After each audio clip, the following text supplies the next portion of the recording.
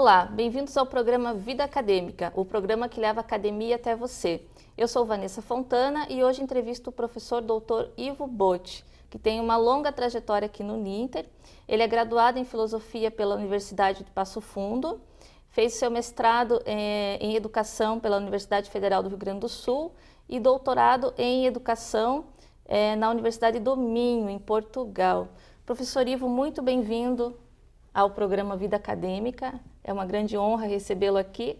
Professor que tem uma trajetória acadêmica lindíssima, brilhante, nos brindou já também como diretor acadêmico aqui da instituição e passou por vários dos setores acadêmicos do Uninter. Bem-vindo ao programa. Tá, eu agradeço muito, porque é uma oportunidade ímpar para a gente conversar com a plateia, com o público nosso, e revelar o que nós estamos fazendo nessa instituição.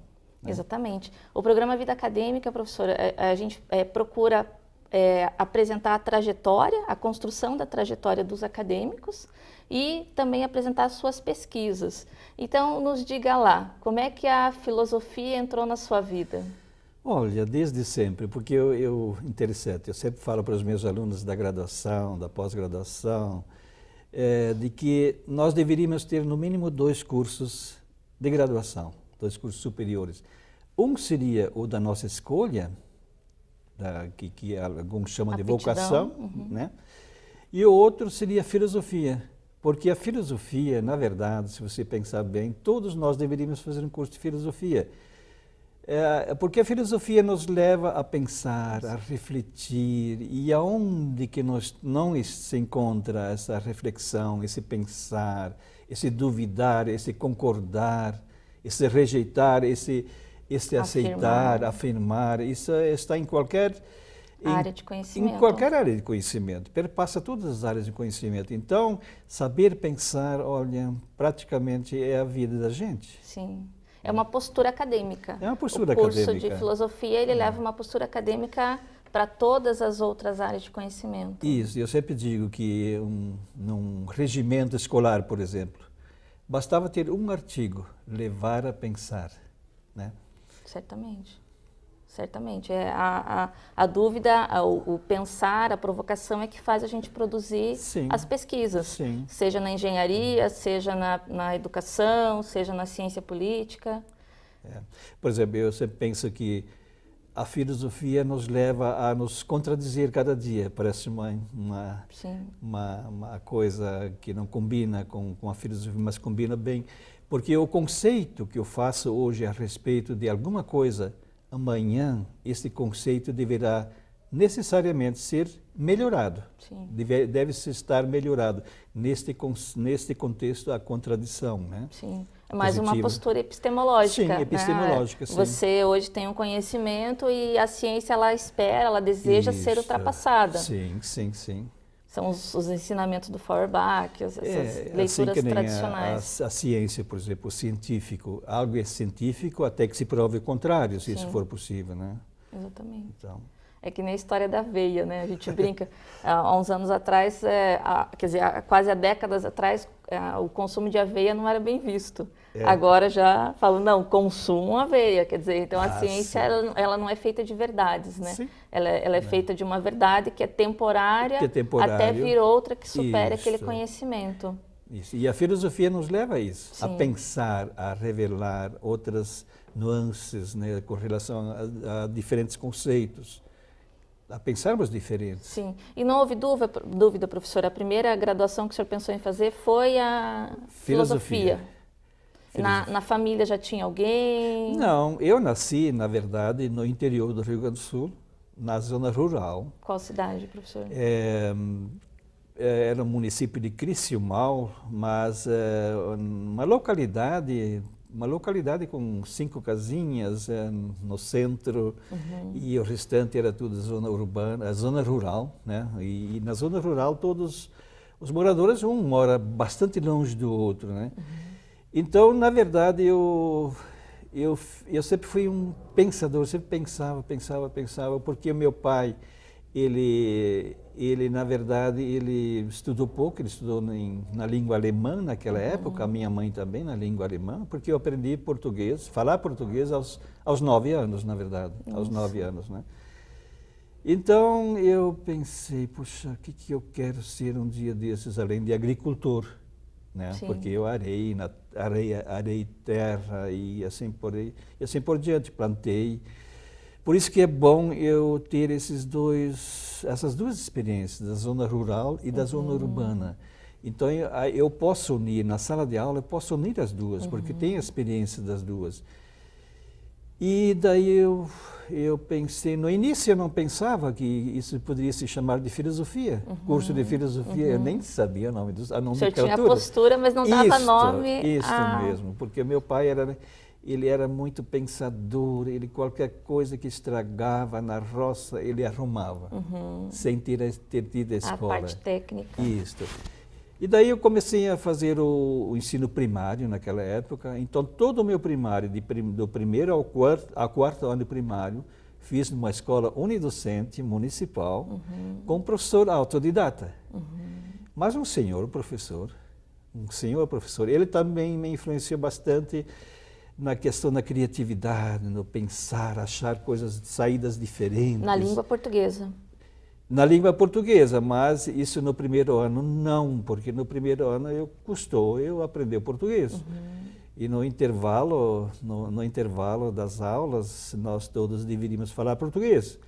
Mas como eu tinha dificuldade em falar português, e os meus colegas também, tudo de origem alemã, nós falávamos, longe do professor, nós falávamos em alemão, mas chegávamos na sala de aula, nós tínhamos que interessante que até falar português.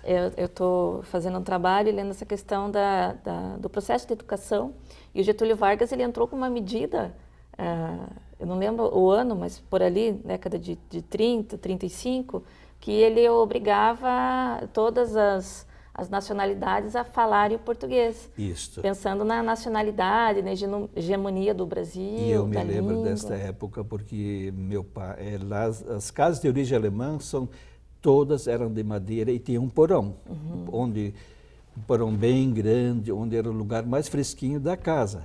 Porque lá não tinha luz elétrica, não tinha ar-condicionado, não tinha nada. Lá eram guardadas as principais ferramentas, as sementes, soja, milho, mandioca, rama de mandioca para depois plantar e assim por diante, né?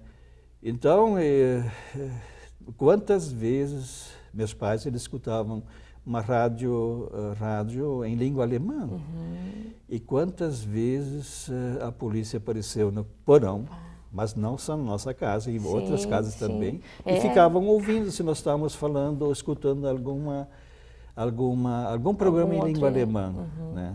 Claro, meu pai nunca foi preso, mas eu sei que vizinhos foram presos, alguns vizinhos foram presos, né? Isso é interessante, porque faz parte da história do Brasil e da questão da identidade, né? O senhor vê quanto que a língua, o falar, né, o idioma, ele traduz a cultura de um povo. Sim. E aí que ele entrou com essa medida, não, nós temos que unificar o Brasil e... E eu fui aprendendo português com esse professor autodidata, né? E eu aprendi português... ele tinha uma metodologia que hoje em poucas escolas se utiliza. Essa metodologia é o tal do ditado. Ele ditava, mas ele não ficava só no ditado. Ele corrigia aquele ditado e explicava para nós todos os erros que nós praticávamos. Por que eu errei? Por que eu errei? E assim eu fui aprendendo a falar português. Por quê também? E escrever português. E aí já vem a filosofia também, mais o porquê, porquê. Esse porquê, isso de fato, foi bom você lembrar. A filosofia começou a entrar na minha vida. Hoje, pedagogicamente, há uma linha contrária à questão do ditado, não é? Mas ela, dependendo de como você usa... Ela é eficiente, sim, do ponto de vista que o professor está falando. Ele explicava a raiz das palavras, a origem das palavras. Por que o excesso, por exemplo? Por que eu errei a palavra excesso? Que é uma palavra difícil, né? Sim. Por que 2 S's? Por que, né? E por que C? Essas, assim, por quê? E assim, eu fui aprendendo português, né? Mas sempre duvidando, questionando, e a filosofia começou por aí. Depois, lógico, daí eu fui para a zona urbana, eu fiz o ginásio. Naquela época a gente tinha o admissão. Admissão era 5º ano, era um tipo de vestibularzinho para ver se poderia ir adiante, né? E a gente se preparava, a gente não conhecia a palavra vestibular, que hoje nós temos, mas era um vestibularzinho. Vestibulinho, E chamo de vestibulinho hoje. E assim, eu fiz daí o ensino médio na zona urbana, né? Na zona urbana, e aos pouquinhos os professores foram falando a respeito... Nessa cidade mesmo, professor? Isso, Criciúmal. Criciúmal. Criciúmal, fica bem na fronteira com a Argentina, né? Até Dom Pedro andou por lá, né? E assim eu fui aprender. Aí fez o ensino médio nessa cidade. Fui ensino médio e fui descobrindo de que existe o ensino superior, e lá no ensino superior existem diferentes cursos, entre eles filosofia. E os professores, eles foram falando a respeito dos diferentes cursos. Eles também não tinham curso superior, mas eles sabiam que existiam cursos, né, superiores. Daí eles foram falando, explicando cada um, e eu fui escolhendo e permaneci na filosofia. Aí fez vestibular, daí o senhor fez essa formação em Passo Fundo. Passo Fundo, isso, em Passo Fundo. A quantos quilômetros da sua cidade? Olha, dá 120, 120 quilômetros. Daí o senhor se afastou e foi estudar, foi fazer a universidade em Passo Fundo. Isso, eu fiz lá fiz a graduação, né? E depois disso eu fui... E na graduação o professor estudou o quê? Na graduação, pois é, em filosofia, por exemplo, epistemologia, né? A origem do conhecimento. Naquele tempo tinha TCC, professor? Não tinha TCC. Naquela época a gente não fazia TCC, mas tinha muita prova, trabalhos, né? E aprendi a falar em público. Isso me levou também, que me deu a ideia de ser professor um dia, de falar em público, porque eu sou uma pessoa bastante assim, bastante quieta até, um alemão bastante quieto, mas em sala de aula eu me transformo. Né? Eu não sei explicar por que eu sou tão falante em sala de aula, né? Talvez porque a gente gosta, talvez seja isso. E daí eu fui me incentivando a mim mesmo, né, o auto-incentivo, a de repente um dia querer ser professor. Eu queria ser um professor inicialmente como aquele professor autodidata. Eu gostava muito dele. Né? Ele era um líder da localidade, praticamente não dá para chamar de localidade, porque morava muito pouca gente. Né? Mas ele era o regente do coral. Ele era o presidente da cancha de bocha, ele era o presidente de qualquer festa que havia lá, salão de baile da igreja, da escola, ele era o presidente de tudo. Ele foi o presidente também, inicialmente, do clube de futebol que tinha lá, um clube da zona rural, né? Então eu me inspirei bastante nele. Né? Poxa vida, eu gostaria de um dia ser professor que nem ele. Uma pessoa autodidata e achou saídas para a vida. Né? Sim. E eu fui pensando, mesmo trabalhando na roça, fui pensando e daí prestei vestibular, né? Prestei vestibular e fiz filosofia e depois da filosofia eu queria também mais novos horizontes, não queria ficar somente na filosofia. Eu fui descobrindo que tinha que existia no Brasil também pós-graduação, né? Que existia pós-graduação. Nós vamos dar para um breve intervalo e a gente já volta com essa segunda parte da história do professor Ivo Botti, né? Contando a sua experiência na pós-graduação. 1 minuto, o programa Vida Acadêmica já retorna.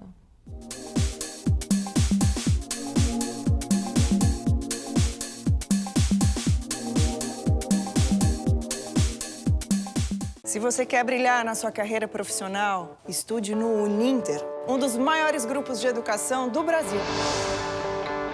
Com unidades localizadas bem no centro de Curitiba, o Uninter oferece cursos de graduação presenciais e semipresenciais com valores que cabem no seu bolso, uma equipe de professores mestres e doutores e um ensino de qualidade comprovado. O Uninter é referência em educação. Acesse uninter.com e inscreva-se.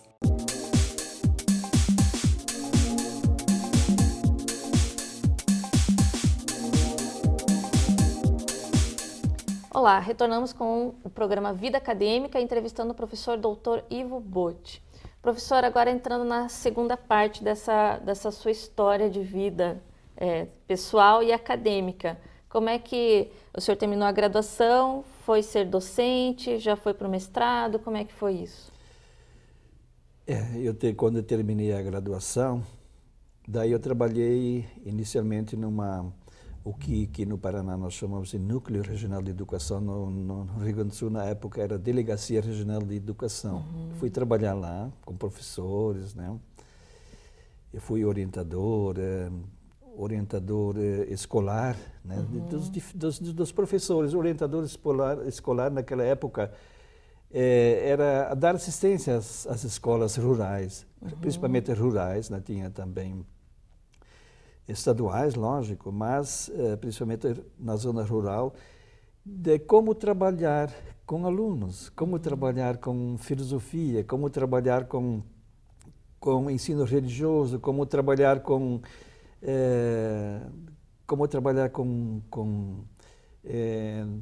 a língua portuguesa e assim por diante, né? Então essas minúcias, né, a gente procurava dar assistência aos diferentes professores, né, que grande parte também eram autodidatas, né? Alguns já tinham o ensino médio, outros já tinham até o ensino superior, mas muito poucos. Pós-graduação nem se falar, nem se ouvia falar em pós-graduação. Depois, mais tarde, uns 5 anos mais tarde, daí sim, alguns professores começaram a fazer a pós-graduação, né? E daí eu parti de lá, da Delegacia Regional de Educação de Três Passos, né? Fica perto da fronteira com a Argentina também. Eu recebi um convite da Universidade Estadual de Ponta Grossa, né? Aqui no Paraná. Sim. E eu vim sozinho, eu tinha família lá, no Rio Grande do Sul. Vim para cá e fiquei durante uns 6 meses, fiquei na Universidade Estadual de Ponta Grossa. Já no primeiro dia fui contratado, né? Lógico, depois prestei concurso. Prestei concurso. E daí eu fui o primeiro funcionário que se manifestou a prestar um concurso para um mestrado. Para um mestrado. Primeiro funcionário, né? Professores, sim, já quem era professor já tinha vários mestres, né? Mas eu, como funcionário, fui o primeiro. Então, eu fiz uma pesquisa e queria na área de planejamento educacional também, né? Porque eu trabalhava na Universidade Estadual de Ponta Grossa e eu era responsável pelo planejamento educacional. Então, pensei em me qualificar nisso aí, de fato. Aí fui à Universidade Federal do Rio Grande do Sul, prestei um concurso lá. E fui admitido no mestrado. Né? Fiquei durante 2 anos fazendo mestrado na Universidade Federal do Rio Grande do Sul, em Porto Alegre. Né? Na URGS. Na URGS, né? E assim eu fui caminhando, terminei com sucesso o curso de mestrado em educação. E no mestrado, qual foi o tema? Foi a questão da administração escolar? Foi planejamento educacional. Planejamento educacional. Então, o professor tem 2 especializações nessa área, né? Isso. Planejamento educacional e administração hospitalar. Isso. O planejamento educacional eu fiz uma pós, lato sensu, né? Na Universidade Estadual de Ponta Grossa. Sempre ligado ao planejamento, ao meu trabalho, sim, né? Sim. Que na verdade já começou ali, logo após o senhor terminar o curso de filosofia. De filosofia. O senhor já foi para essa questão da administração, Isso. o entendimento. Sim. Fiz planejamento educacional na Universidade Estadual de Ponta Grossa e também em seguida fiz o curso de especialização, lato sensu, né? de administração hospitalar, porque eu sempre gostei da área de saúde também, ainda que nunca tenha trabalhado antes, né? Sim. Eu sempre entendi de que educação e saúde têm tudo a ver um com o outro. Em princípio, quanto mais educação, mais formação, mais qualificação, mais você se interessa pela sua saúde e dos outros também. E daí vem a prevenção, né? Isso. Se houvesse medidas preventivas, os hospitais com certeza não estariam cheios na ponta. Talvez em função disso, eu também... Talvez não. Foi em função disso que ultimamente eu tenho feito um curso de técnico em enfermagem, né? Em técnico em enfermagem, para poder trabalhar mais de perto com os nossos doentes, né? Ou na prevenção, ou de fato na cura, né? Não, isso é muito importante falar, porque como até o nome do programa diz, que é vida acadêmica, às vezes a gente vê os jovens, eles ficam muito ansiosos, né? Estão 18 anos, eu tenho que decidir minha vida e daí não posso mudar, não posso... Não. Mas na verdade até a trajetória do senhor demonstra que ao longo da vida a gente vai aliando, né, o conhecimento e áreas, às vezes, de saber diferentes que vão produzindo novos saberes. Acadêmicos, científicos. E eu me convenci de que a vida tem sido muito boa para mim, porque eu saí da zona rural, né, para chegar num curso superior e num curso de pós-graduação também. Sim. Então eu fiz esse curso de enfermagem não para um novo emprego, mas para, como a vida sempre tem sido muito camarada comigo, eu pensei, eu vou fazer algo diferente. Vou trabalhar de uma maneira voluntária. Então, trabalhar em hospitais, trabalhar na região onde eu resido, para quem precisa da gente, né? Sim. E faço esse trabalho de enfermagem. É uma nova postura, né? Isso. Interessante. Recentemente eu vi um artigo do senhor discutindo a questão da saúde e de doentes terminais. Isso. Porque eu perdi uma filha, né? A Débora. Ela teve câncer no cerebelo. Então, aquilo foi... Durante 5 anos, ela ficou lutando, né? E nós dando assistência, todo cuidado, sempre. Daí eu pensei, poxa, um dia desses, quem sabe, eu posso ser útil também para para o pessoal de vida terminal, em fase terminal, em estágio terminal de vida. De fato, eu tenho trabalhado com isso, né? E, inclusive, estou escrevendo um artigo sobre isso, né? Mas sempre observando, não falando nem com familiares, falando com ninguém, observando em hospitais as pessoas que estão em fase terminal, né? Como é que é o comportamento, como é que a gente... para depois poder colocar no artigo de proposições também acadêmicas como orientação pública também para as escolas. Porque eu sempre penso que a escola também deve trabalhar não só com a vida, mas também com a morte. Porque são duas coisas que acontecem, tem a vida e a morte, né? Entender melhor isso aí, né? Porque não basta ter medo, ter receio, eu tenho que entender quais são essas fases, né? O que significa a vida e o que significa a morte. Até porque, que nem eu tenho 42 anos, tenho um filho de 6, que quando tinha 3 anos, hoje mesmo, pergunta, mas quando o peixinho morreu? Aí a gente fica, meu Deus, e daí como é que eu vou tratar disso? Mas na verdade deveria ser até um ensinamento na escola. Sim, sim, entre as diferentes disciplinas, né? Explicar a vida e a morte, né?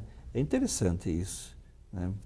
E tem um tanto de filosofia aí, tem, né, professor? a filosofia porque sempre a filosofia ela sempre se debruçou a pergunta, por quê? Exatamente. Por que a morte? O que é a morte, né? O que é a vida? Né? Em primeiro lugar, a vida, né? Porque uma planta nasce, cresce e morre, né? E porque uma pessoa nasce, cresce e morre, né? Então é interessante a gente pensar sobre isso. Ela dá um suporte. Sim. Porque a academia, quando a gente é muito jovem, às vezes você não pensa o conhecimento científico como um conhecimento que deva ser útil para a sociedade no sentido de ajudar, de auxiliar mesmo, né? Porque a gente pensa, o conhecimento acadêmico, eu tenho que me dedicar a isso e isso está separado do resto. E hoje em dia não, né? Com o passar dos anos a gente vai olhando, não, ele tem que ter uma função social, sim. Sim, sim. E nós sabemos enfrentar as situações, né? Não com descrédito, com desespero, né? Mas que isso, saber que isso faz parte da nossa vida. Dá ferramentas para a gente lidar com esses temas. Então, nesse artigo eu faço proposições também para escolas, como é que poderia atuar junto às crianças com relação a isso. Não que seja uma disciplina, mas que também quando aparecer esse assunto... interdisciplinar. Isso, interdisciplinar. Quando surgir o tema, né, porque ele aparece. Sim. Que o professor também saiba falar alguma coisa a respeito. Né? Como educador, até esse tema que o senhor tocou me interessa muito, porque eu trabalho com a questão do trânsito, também porque sou sequelado do trânsito, e às vezes assim a gente vê os deputados, até porque a gente se relaciona com esse público, vamos colocar uma disciplina de trânsito na escola, vamos colocar uma disciplina para lidar com o luto na escola, ou vamos colocar... a escola, ela não abarca tudo, né? Mas eu acho que assim, ela de repente ela pode transpor as disciplinas como temas transversais. Sim. Qual é a sua posição, assim, enquanto educador em relação a... Então, vamos incluir trânsito, vamos incluir a questão dos animais? Como é que o senhor vê isso? Aí eu vejo isso com tranquilidade, não como disciplinas específicas, senão porque eu acho que nós temos disciplinas demais até. Sim. Nós temos, cada curso tem uma infinidade, um elenco de disciplinas que até atrapalha muitas vezes. Mas, como você falou, como temas transversais.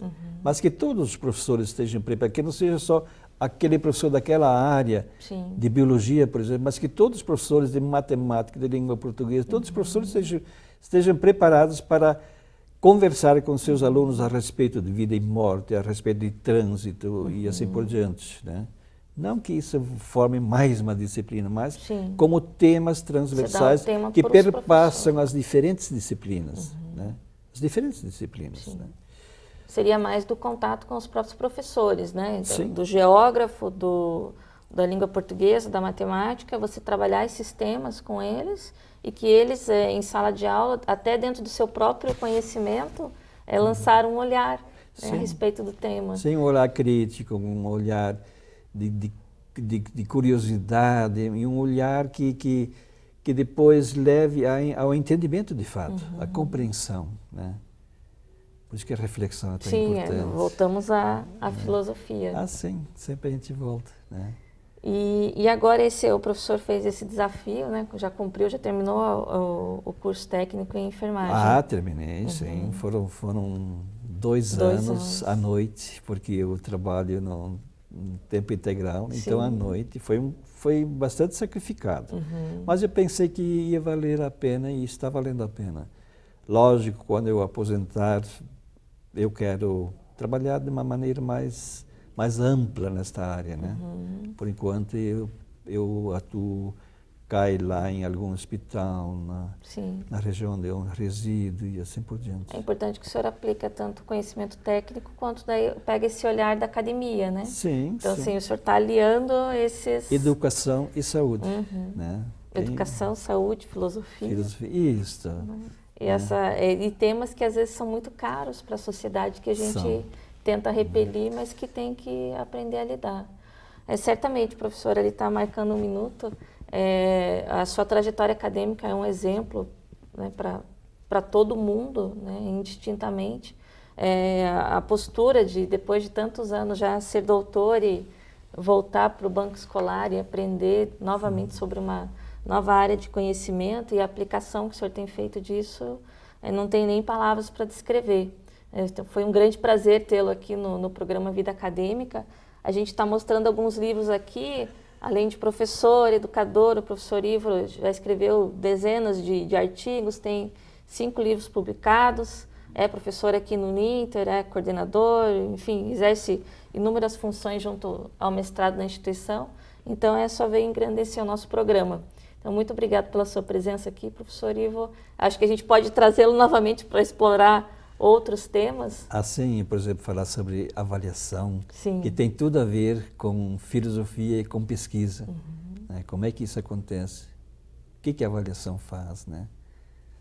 Quando a gente fala em avaliação, a gente pensa sempre em nota, conceito, Sim. mas não é isso. A avaliação, o primeiro objetivo da avaliação é a aprendizagem. Sim. Aprendizagem, né? Exatamente. Então, muito obrigado pela sua presença aqui. O programa Vida Acadêmica encerra nesse momento. Semana que vem estamos aí novamente. Muito obrigado pela tua audiência e até mais.